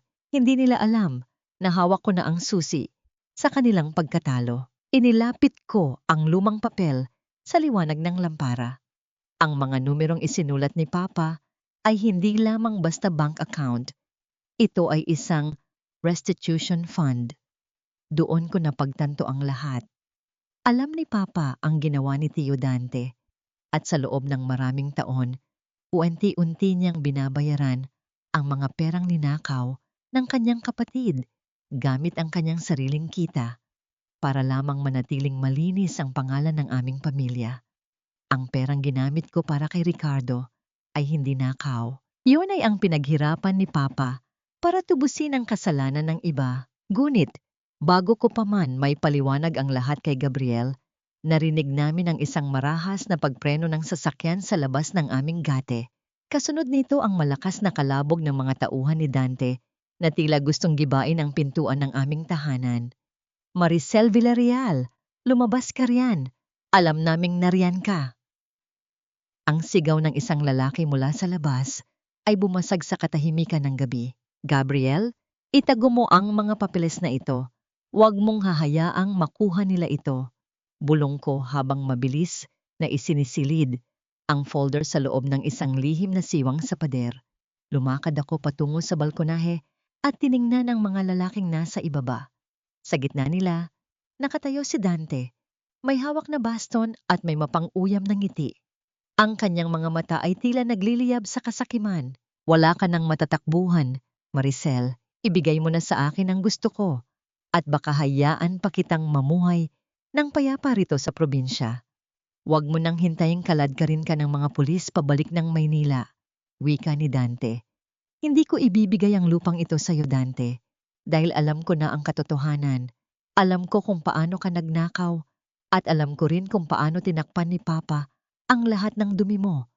Matigas kong sagot, ang aking boses ay pumailan lang sa hangin ng Bacolod.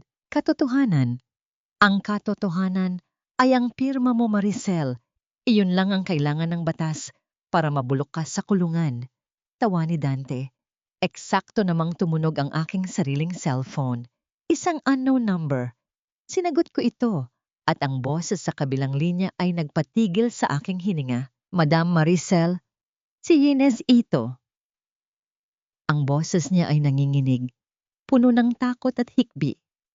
Nasa panganib po ako. Tinatangka akong patayin ng mga tauhan ni Ricardo mula sa loob ng kulungan. Mayroon po akong hawak na record.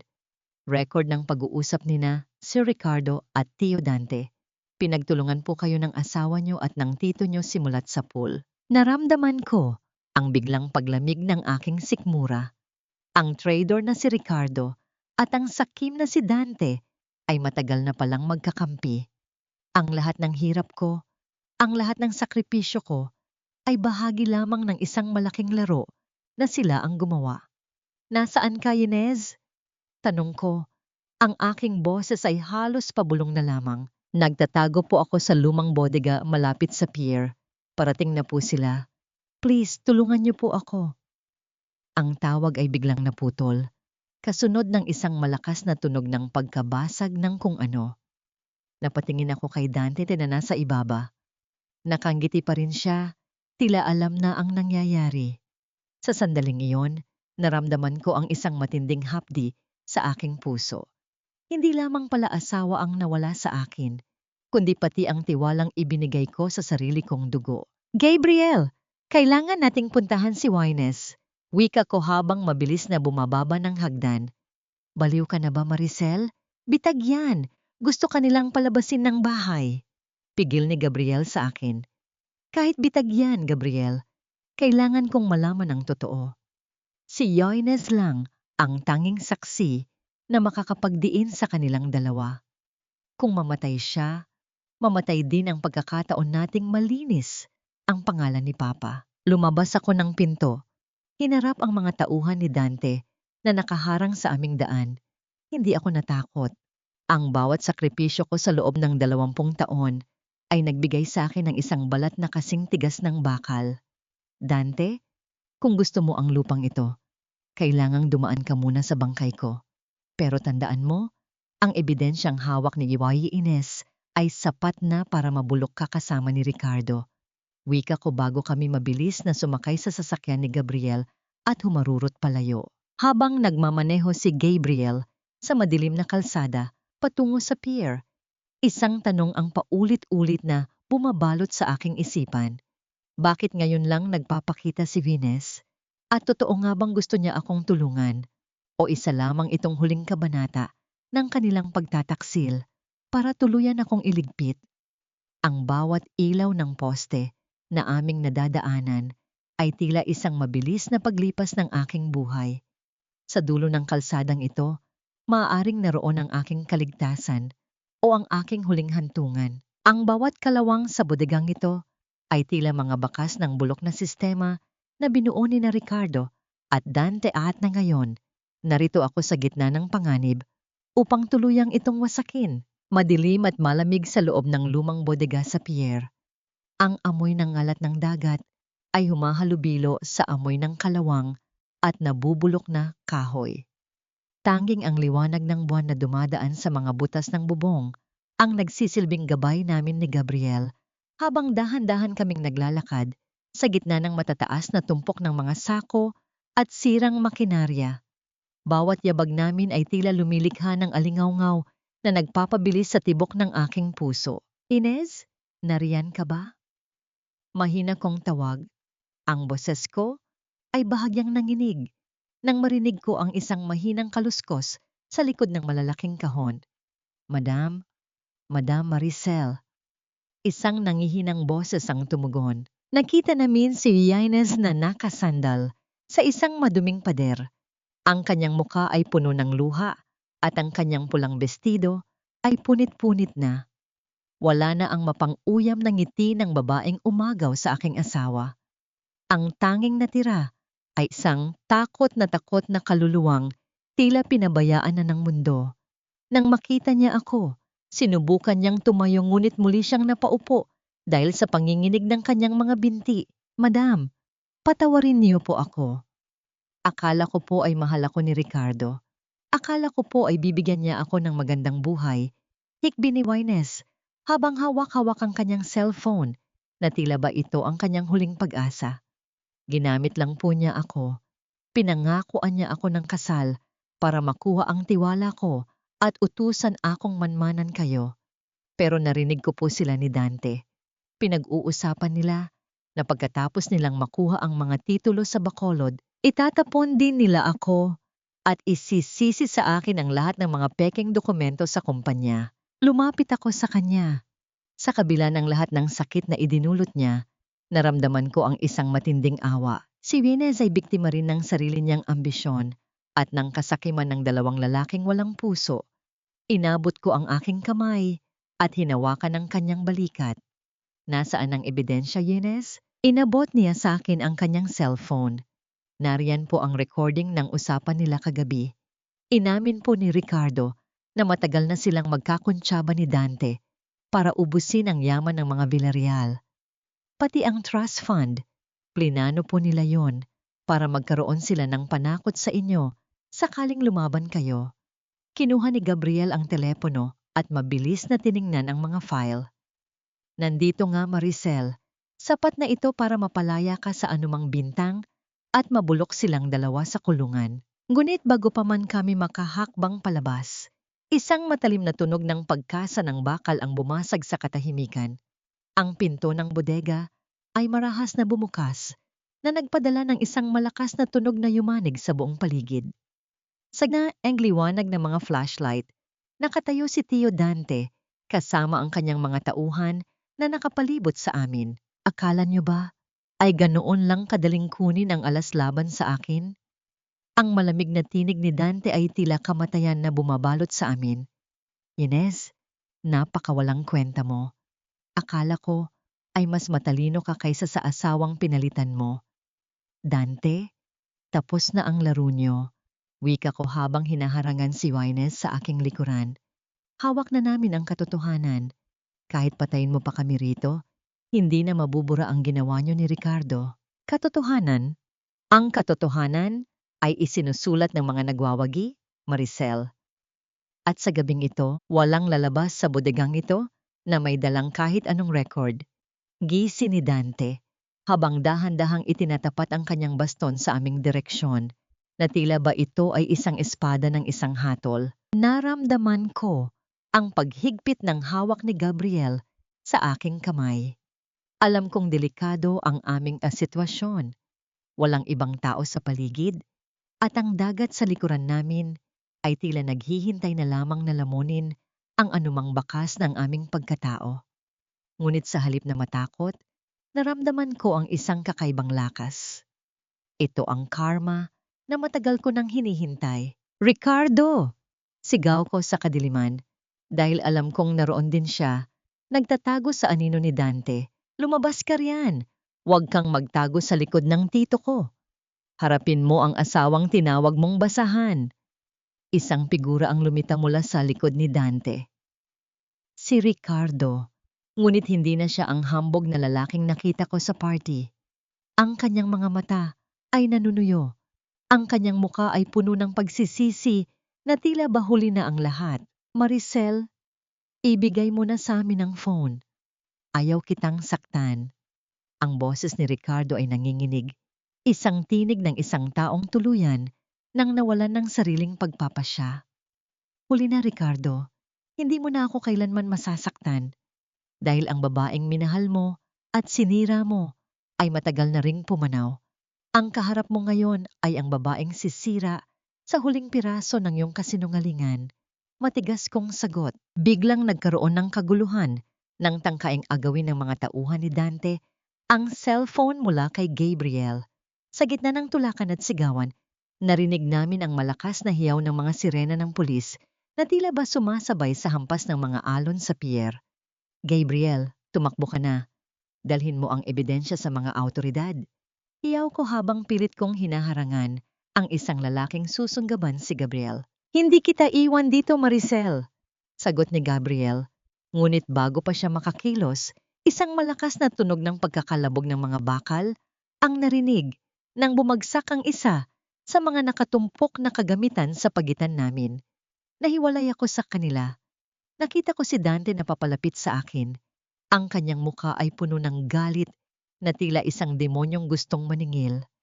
Ngunit sa bawat hakbang niya, isang liwanag mula sa labas ang tumama sa kanyang muka. Ang pula at asul na ilaw ng katarungan. Tapos na ang paghahari mo, Dante.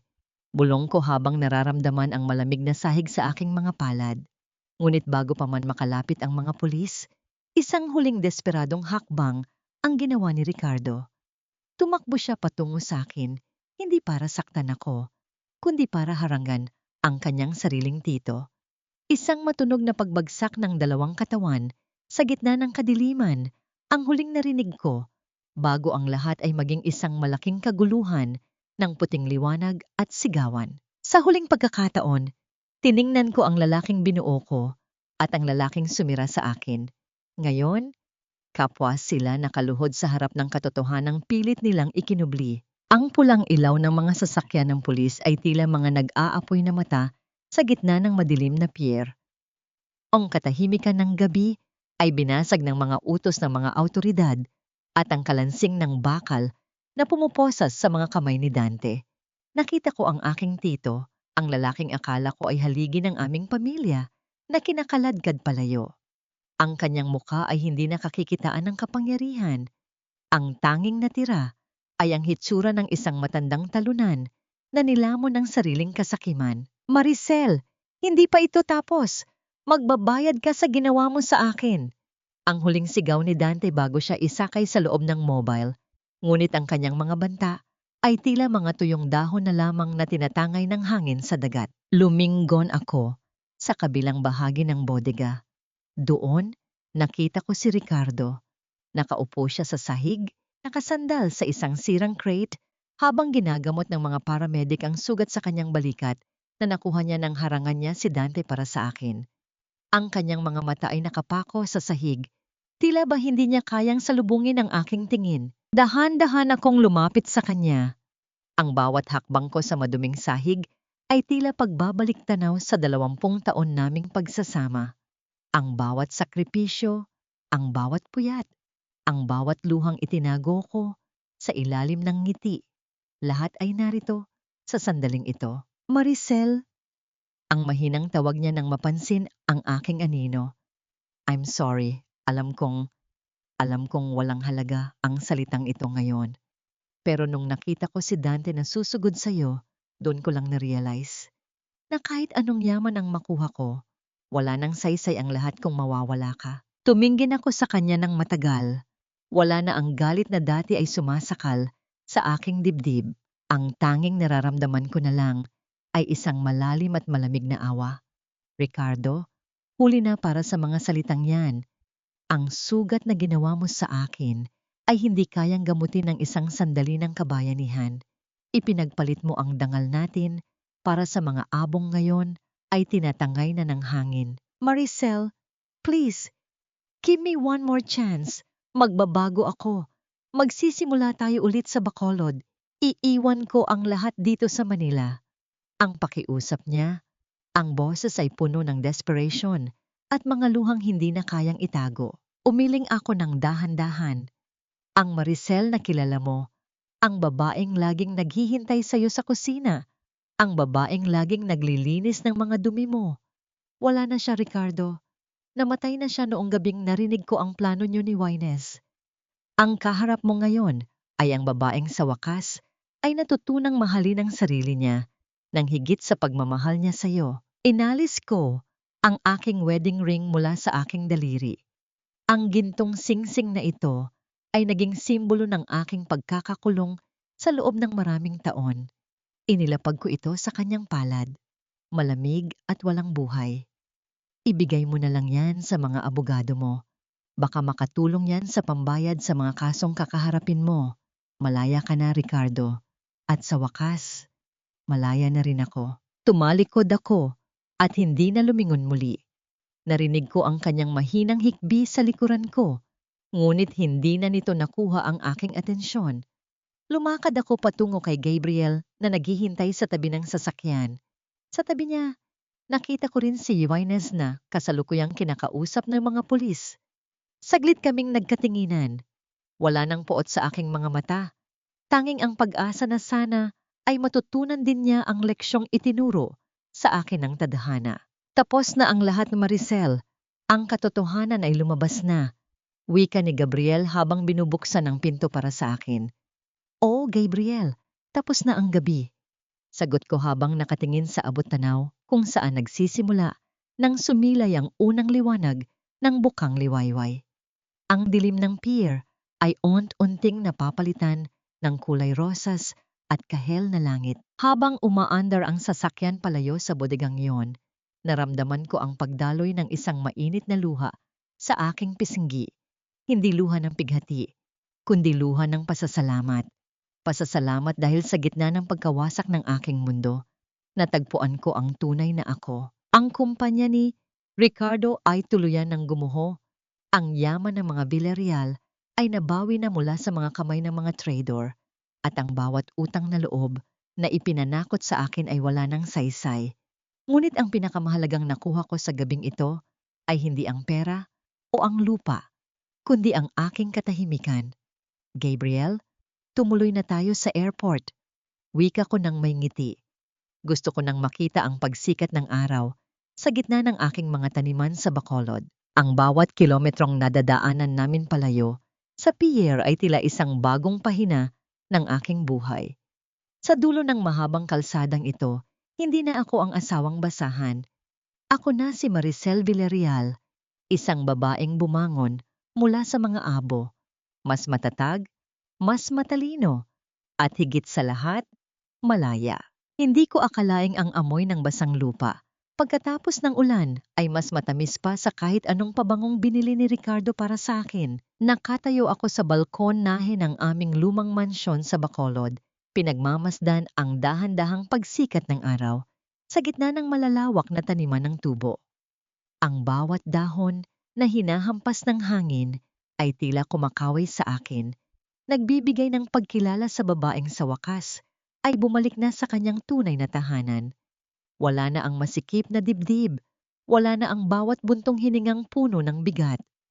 Ang tanging nararamdaman ko ngayon ay ang marahang pagtibok ng aking puso na puno ng kapayapaan. Narinig ko ang mahinang yabag ni Gabriel sa kahoy na sahig.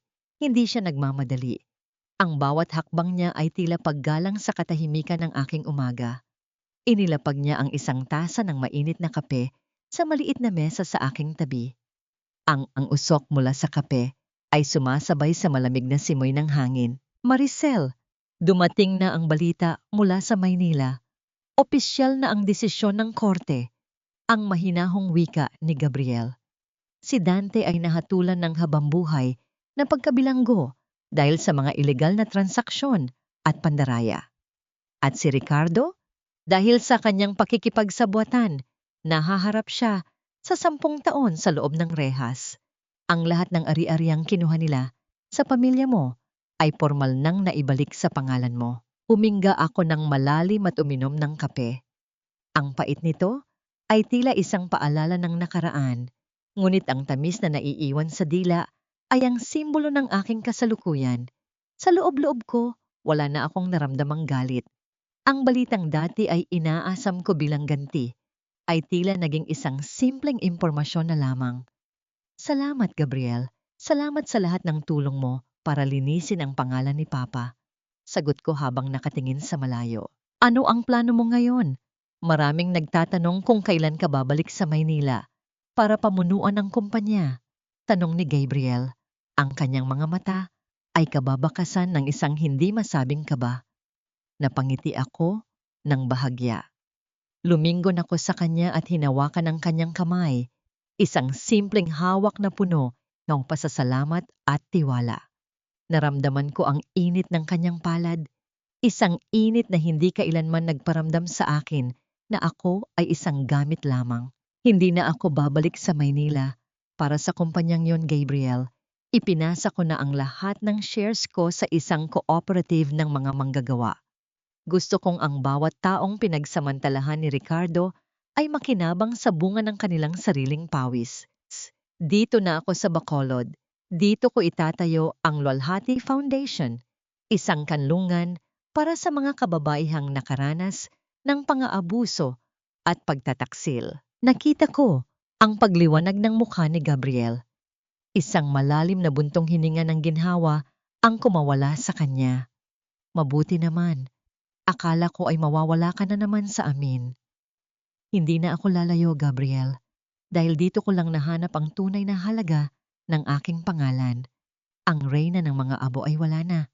Ang narito ngayon ay si Maricel, ang babaeng natutong magtanim ng pag-asa sa gitna ng tuyong lupa. Maya-maya ay dumating ang isang puting sobre. Galing ito sa kulungan, isang liham mula kay Ricardo. Tiningnan ko ang sulat kamay sa labas, ang bawat kurba ng letra na dati ay nagpapatakbo ng aking mundo. Dahan-dahan ko itong binuksan at binasa ang unang linya. Maricel, sa bawat gabi rito sa dilim, ang tanging nakikita ko ay ang mukha mo noong huling beses mo akong tiningnan ng may awa. Ngayon ko lang naintindihan na hindi ikaw ang nawalan, kundi ako. Hindi ko na tinapos ang pagbabasa. Kinuha ko ang isang lighter at sinilaban ang dulo ng papel. Pinanood ko ang apoy na dahan-dahang lumalamon sa bawat salitang puno ng huli, ng pagsisisi. Ang mga abo nito ay nilipad ng hangin patungo sa mga taniman ng tubo. Wala nang puwang ang mga salitang yon sa bagong buhay na aking itinayo. Tumayo ako at lumakad patungo sa gitna ng hardin. Ang bawat rosas na aking itinanim ay nagsisimula ng bumuka.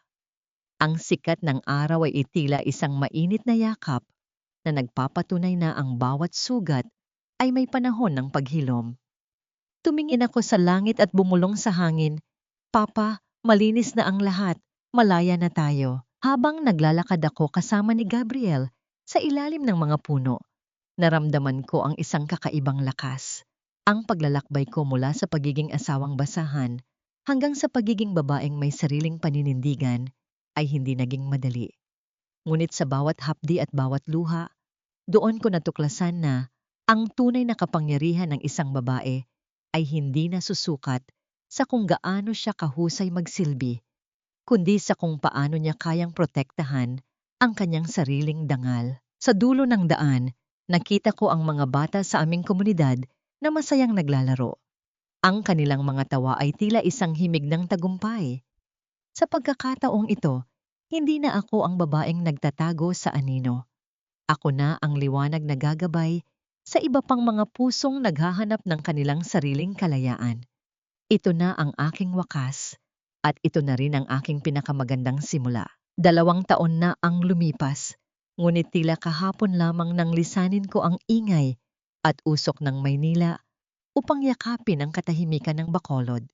Ngayong hapon, habang pinagmamasdan ko ang mga batang masayang nagtatakbuhan sa palaruan ng Luwalhati Foundation, hindi ko mapigilang mapangiti.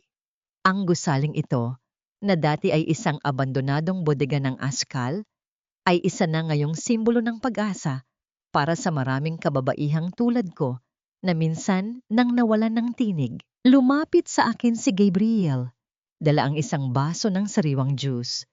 Ang kanyang presensya ay tila isang banayad na kanta na laging nagpapakalma sa aking diwa. Hindi niya kailangang magsalita.